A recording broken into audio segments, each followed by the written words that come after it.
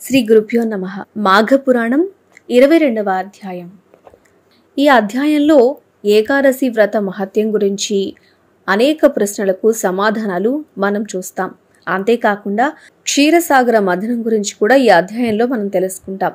సముద్రంలో అమృతాన్ని పొందడం కోసం దేవతలు రాక్షసులు కలిసి మందర పర్వతాన్ని మథించుతూ ఉండగా వాసుకిని కవ్వంగా చేసుకుని క్షీరసాగాన్ని చిలకడం, అప్పుడు లక్ష్మీదేవి పుట్టడం, ఉచ్చేస్రవం, ఇలాంటి అద్భుతమైన ఐశ్వర్యాలు లభించాయి అనే విషయాల గురించి మనం ఈ అధ్యాయంలో చూద్దాం. అంతేకాకుండా మోహిని అవతారం, రాహుకేతు తలలు వెడిపించడం, అమృతం సేవించి మృత్యుంజయులుగా దేవతలు మారడం, రాక్షసులు మోసపోయారా, ఇలాంటి విషయాలన్నీ కూడా చూద్దాం. అంతేకాకుండా ఎవరికి ఎలాంటి కష్టాలు ఎదురయ్యాయి, విష్ణుమూర్తి అవతార మహిమలేంటి అనే విషయాల్ని కూడా నిశ్చితంగా ఈ అధ్యాయంలో మనం పరిశీలిద్దాం. సరే, క్షీరసాగర మథనం అని అపూర్వమైన ఘట్టాన్ని ఈరోజు మనం చూడబోతున్నాం.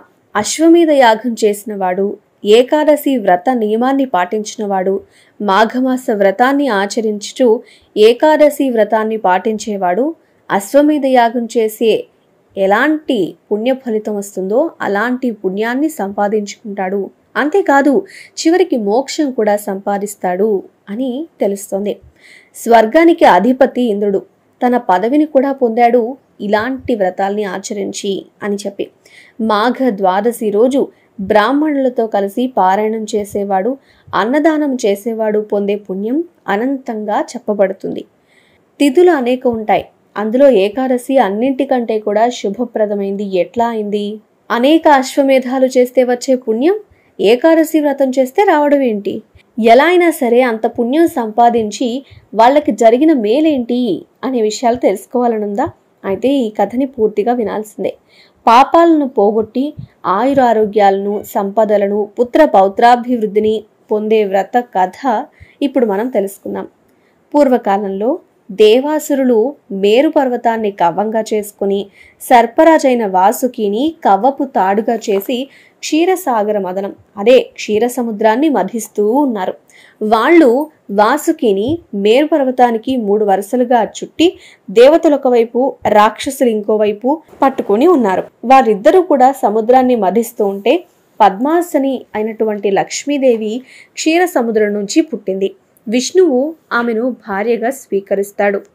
ఆ తరువాత ఉచ్చైస్రవము అంటే ఇదొక అశ్వం పేరు, ఒక దివ్యమైన అశ్వం, గుర్రం బయటికి రావడం జరిగింది. అంతేకాకుండా కామధేనువు, దాన్ని మనం ఆవుగా చెప్తూ ఉంటాం ఈ కథల ద్వారానే. కామధేనువు అంటే కోరినది ఇచ్చేది అనే అర్థం వస్తుంది.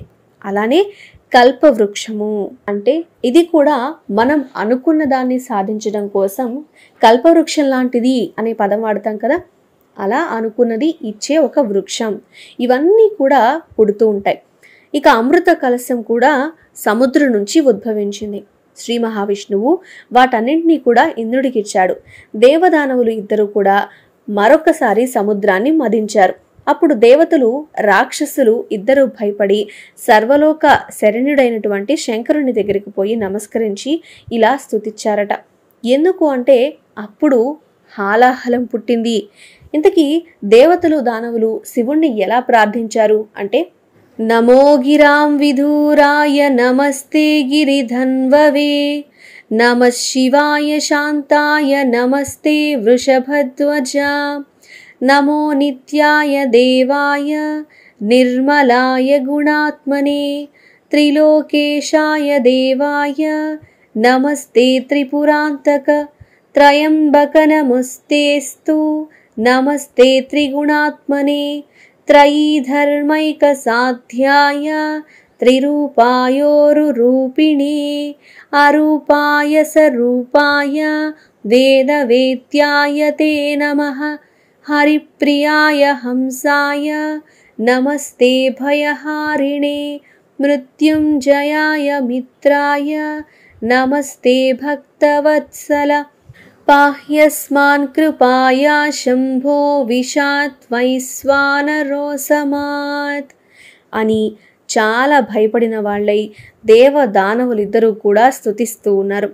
దీనులను లక్షించే స్వభావం ఉన్న పరమేశ్వరుడు ఆ విషాన్ని మృంగి తన కంఠంలో నిలుపుకున్నాడు. అయితే నల్లని విషం కంఠంలో నిలుపుకోవడం వల్ల శివుణ్ణి కంఠం అంతా కూడా నల్లగా మారింది. అందుకే అతని నీలకంఠుడు, గరళకంఠుడు అనే పేర్లతో ఇప్పటికీ మనం పిలుస్తున్నాం. ఈ విషభయం తొలగిపోవడం వల్ల అందరూ కూడా నిశ్చింతగా ఉన్నారు. దేవదానవులు సముద్రాన్ని, ధనాన్ని వదిలిపెట్టి అమృత పాత్రను స్వాధీనం చేసుకోవాలని ఇద్దరు ప్రయత్నాలు మొదలుపెట్టారు. ఒకళ్ళకి దొరకకుండా ఇంకొకళ్ళు అపహరించాలి అని ప్రయత్నిస్తూ ఉన్నారు. ఎలా అయితే సాధించాలి అని వీళ్ళంతా కూడా చాలా గగ్గోలు పెడుతూ ఉన్నారు. చాలా గందరగోళ పరిస్థితే అక్కడ ఏర్పడింది. అయితే మాయావి కదా శ్రీ మహావిష్ణువు, ఆయన అప్పుడు ఏం చేశాడు, మోహిని రూపాన్ని తీసుకున్నాడు. ఆమె రూపం అన్ని ప్రాణులకు కూడా నయనానందం కలిగిస్తూ ఉంది. మనోహరమైన రూపాలు చూపరులకు కూడా ఉద్రేకాన్ని కలిగించేటంతటి మనోహరమైన, మోహనమైన దివ్య స్వరూపమట. ముక్కు వికసించిన సంపెంగ పూలాగుంటే నేత్రాలు చాలా మనోహరంగా, విశాలంగా ఉన్నాయట. మృదువైన బాహులు, పొడవైన కేశాలు, తీగలాంటి శరీరము ఉండి సర్వాభరణాలు ధరించి పచ్చని పట్టుచీర కట్టుకొని ఉంది. చంచలమైనటువంటి కడగంటి చూపులతో ఆ మోహిని అందరికీ కూడా మోహాన్ని కలగజేసింది, మోహాన్ని పెంపొందించేలాగా చేసింది. ఆకస్మికంగా సాక్షాత్కరించిన ఆ మోహిని వివాదపడుతున్న దేవదానవులకు మధ్య నిలబడి, దేవతలారా, దానవులారా అని తన మధురమైన స్వరంతో వాళ్ళని పిలిచిందట. ఇక ఆమె రూపానికి పరవశులైన దేవదానవులిద్దరూ కూడా మధుర స్వరానికి మంత్రముగ్ధులై ఆ వివాదాన్ని వదిలిపెట్టారు. ఏ గొడవైనా జరుగుతుంటే ఆ గొడవని రూపుమాపడానికి ఈ మధ్యకాలంలో మనం చాలా రకాలుగానే గమనిస్తూ ఉన్నాం. కానీ విష్ణుమూర్తి దేవదానవుల యుద్ధం మార్చడానికి మోహిని ఘట్టంతో ప్రవేశించడం కూడా వీటన్నిటికీ ఆది అక్కడేనేమో. ఇప్పుడు మనం ట్రెండ్గా భావిస్తున్నది అప్పుడెప్పుడో జరిగిన ఘట్టం నుంచి తీసుకునేదేమో అని అనిపిస్తోంది. సరే, ఆ విషయాన్ని పక్కన పెడదాం. అయితే ఇప్పుడు దేవదానవులు చూసిన ఆమె, దేవతలారా, దానవులారా, నేను మీ దేవదానవుల రెండు వర్గాలకు మధ్యవర్తిలాగా ఉంటాను. ఈ అమృత కలశంలోని అమృతాన్ని మీ రెండు వర్గాల వారికి సమానంగా పంచుతాను. దేవతల వర్గం ఒకవైపు ఉండండి, రాక్షసుల వర్గం మరొక వైపున కూర్చోండి. ఈమె ఎవరో తెలియదు కదా, కాబట్టి పక్షపాతం లేకుండానే అమృతం పంచుతుంది అని వాళ్ళు కూడా అనుకున్నారట. అందరు కూడా మోహం చెందిన వారై ఆ జగన్మోహిని చూస్తూ ఉన్నారట. అప్పుడు ఆ జగన్మోహిని అమృత పాత్రను చేతిలో పట్టుకుంది. ఆ అమృత పాత్రను రెండు భాగాలుగా చేసింది. ఒకవైపున అమృతము, మరోవైపు కళ్ళు ఉంచిందట. ఆ కళ్ళునే సుర అంటారు. అదే మనం అక్కడక్కడ వింటూ ఉంటాం కదా, దేవతలు సురాపానం చేస్తారు అని. అలా ఇంకొక దానిలో ఆ సుర, అదే కళ్ళును ఉంచిందట. రాక్షసులున్న వైపు కళ్ళు, దేవతలున్న వైపు అమృతము వాళ్ళకి వడ్డిస్తూ ఉంది. అప్పుడు అనుమానం రాకుండా అటూ ఇటూ తిరుగుతూ ఉందట. రాక్షసులు సురను తాగి అది అమృతము అని తలచి చెవులకి ఇంపుగా ధ్వనిస్తూ ఉన్న ఆమె పాదాలకున్న అందెలు, అదే పట్టీల సవ్వడి, ఆ అందెల రవళితో, హస్త కంకణాల సుమధుర నాదాలతో ఆ జగన్మోహిని చూసి దేవదానవుల మధ్య విలాసంగా, మనోహరంగా, మధురంగా తిరుగుతూ అమృతాన్ని దేవతలకు, సురను దానవులకు కొసరి కొసరి వడ్డిస్తూ ఉందట. దేవదానవులిద్దరూ వారి హస్తమును దోసిలిగా చేసుకుని దేవతలేమో అమృతాన్ని తాగుతుంటే రాక్షసులేమో సురని తాగుతూ ఉన్నారట. ఇక ఈ రాక్షసుల పంక్తిలో కూర్చున్న ఇద్దరికి దేవతల ముఖాల్లో అమృతపానం చేయడం వల్ల కళాకాంతులు, తేజస్సు రావటాన్ని గమనించారు. మనవారందా కూడా సముద్రమతనం చేసి ఉండి ఇంకా ఆ శ్రమ నుంచి బయటపడకుండా నిరాశ చెంది ఉండటాన్ని గమనిస్తూ ఉన్నారన్నమాట. ఇక ఆ రాక్షసునికి అనుమానం వచ్చింది. ఇలా అనుమానం రావడంతో వెంటనే వాళ్ళు దేవతా రూపాలు ధరించి దేవతల వరుసల్లో కూర్చున్నారట. అయితే మోహిని వీరిని గమనించలేదు. ఇక వాళ్ళు దేవతలుగానే అనుకున్న మోహిని వాళ్ళ చేతిలో గరిటితో అమృతం పోసింది. రాక్షసులు అమృతాన్ని చాలా ఆత్రంగా తాగడంతో ఆమెకు అనుమానం వస్తుంది. అప్పుడు రాక్షసులు చేసిన మోసాన్ని గ్రహిస్తుంది జగన్మోహిని. జగన్మోహిని రూపంలో ఉన్న జగన్మోహనుడు తననే వరించిన ఆ రాక్షసుల నేర్పుకు చాలా విస్మితుడై చక్రాన్ని ఉపయోగించి వాళ్ల శిరస్సును ఖండిస్తాడు. వాళ్ళు తాగిన అమృతం వాళ్ల పొట్టలోకి పోలేదు, కానీ కంఠంలోనే ఉంది. అందువల్ల వారు చావుకి బతుక్కి మధ్యలో స్థిరంగా ఉండిపోయారట. చంద్రుడు ఇంకా మిగిలిన వాళ్ళంతా కూడా త్వరగా అమృతాన్ని హస్తాలతో తాగేస్తూ ఉన్నారు. రాక్షసులకు జరిగిన మోసం అంతా కూడా తెలిసిపోయింది.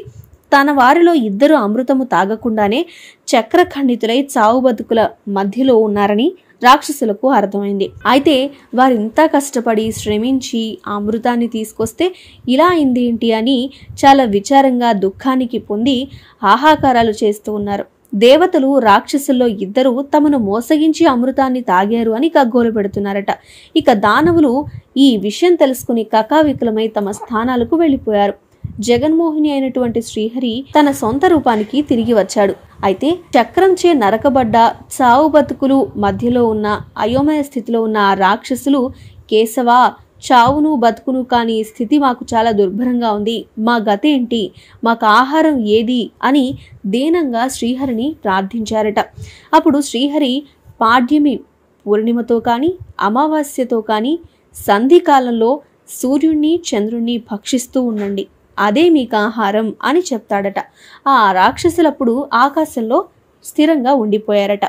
ఇక ఇంద్రుడు మొదలైన దేవతలు అమృత కలశాన్ని తీసుకుని స్వర్గానికి వెళ్ళిపోయారు. బ్రహ్మ, విష్ణు, మహేశ్వరులు వాళ్ళ లోకాలకి చేరిపోయారు. సముద్ర తీరంలో అమృత కలశాన్ని ఉంచినప్పుడు 2 అమృత బిందువులు నేలపై పడ్డాయి. ఒక బిందువు పారిజాత వృక్షమైతే మరొక బిందువు తులసి మొక్కగా అయిందట. కొంతకాలం గడిచిపోయింది.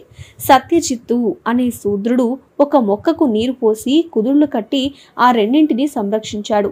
ఆ 2 మొక్కలు ఉన్న చోట మనోహరమైన పూల తోటగా మారిపోయిందట. సత్యజిత్తు సంరక్షణ వాడికి ఉపయోగపడింది. అతడు కూడా ఆ మొక్కలకు నీరు పోసి పెంచడం, పారిజాత పుష్పాలను, తులసి దళాలను అమ్మి జీవిస్తూ ఉండడం జరిగిపోతూ ఉన్నాయి. ఇలా పారిజాత వృక్షం పెరిగి పుష్ప సమృద్ధమై నయనానందకరంగా ఉంది. తులసి కోమలంలో అయిన దళతో చాలా అందంగా కనబడుతూ ఉంది. ఇంద్రుడు ఒకరోజు రాక్షస సంహారం కోసం వస్తూ వాటిని చూసి పారిజాత పుష్పాలను దేవతా స్త్రీలకు ఇవ్వాలి అని ఆ పారిజాత పుష్పాలను కోసుకొని స్వర్గానికి తీసుకువెళ్ళాడట. శచీదేవి మిగతా దేవతా వనితలు అందరూ పారిజాత పుష్పాలను చూసి చాలా ఆనందపడ్డారట. మనోహరములైన ఈ పుష్పాలు ప్రతినిత్యం మాకు కావాలి అని వాళ్ళు కోరుకున్నారట. ఇంద్రుడు గుహ్యకుని అంటే యక్షుణ్ణి పంపి భూలోకంలో ఉన్న పారిజాత పుష్పాలను వృక్ష యజమానిని అడగకుండా అతనికి తెలియకుండా దొంగతనంగా తెప్పించుకున్నాడట. పుష్పములు తగ్గిపోవటం వల్ల సత్యజిత్తు గమనించాడు. దొంగని పట్టుకోవాలి అనుకున్నాడు. ఆ తోటలో రాత్రిపూట దాక్కుని ఉన్నాడు. పుష్పాలను కోయడానికి వచ్చిన ఆ గుహ్యకుని పట్టుకునే ప్రయత్నం చేశాడు. ఇక యక్షుడు వెంటనే దివ్యశక్తి కలవాడవటం వల్ల అతనికి చిక్కకుండా ఆకాశంలోకి ఎగిరిపోయాడు. సత్యజిత్తు ఎంత ప్రయత్నించినా కూడా అతన్ని పట్టుకోవడం అనేది సాధ్యపడలేదు. దేవేంద్రుడు, నువ్వు యక్షుడివి, ఆకాశగమన శక్తి కలవాడివి, మానవులకు దొరకవు కాబట్టి పారిజాత పుష్పాలను తీసుకురమ్మని గుహ్యకుణ్ణి ప్రోత్సహించాడు. పుష్పములు ప్రతిదినం పోతున్నాయి అని సత్యజిత్తు గమనిస్తాడు. ఏం చేయాలో అప్పుడు అతనికి తోల్చలేదు. పుష్ప చోరుని ఉపాయం చేత పట్టుకోవాలనుకున్నాడు. శ్రీహరి పూజ తరువాత నిర్మాల్యాన్ని తీసుకొచ్చి పూల తోటకు వెలుపల ఇంకా లోపల చల్లాడు. యక్షుడు ఎప్పటిలాగే పారిజాత పుష్పాలు దొంగతనం చేయడానికి వచ్చాడు. అతడు పూలను కోస్తూ శ్రీహరి పూజా నిర్మాల్యాన్ని తొక్కాడు. పుష్పాలు కొయ్యాలి అన్న నెపంతో వచ్చి శ్రీమన్నారాయణుడి యొక్క పూజా నిర్మాల్యాన్ని దాటాడు. దాని ఫలితంగా అతడి దివ్యశక్తులన్నీ పోయాయి. అంతేకాకుండా ఆకాశగమన శక్తి కూడా నశించిపోయింది. నేలపై కూడా సరిగా నడవలేక కుంటుతూ ఉన్నాడట. యక్షుడు ఎంత ప్రయత్నించినా అక్కడి నుంచి వెళ్లలేక అక్కడే ఉండిపోయాడు. ఈ జరిగిన విషయం అంతా కూడా గ్రహించాడు.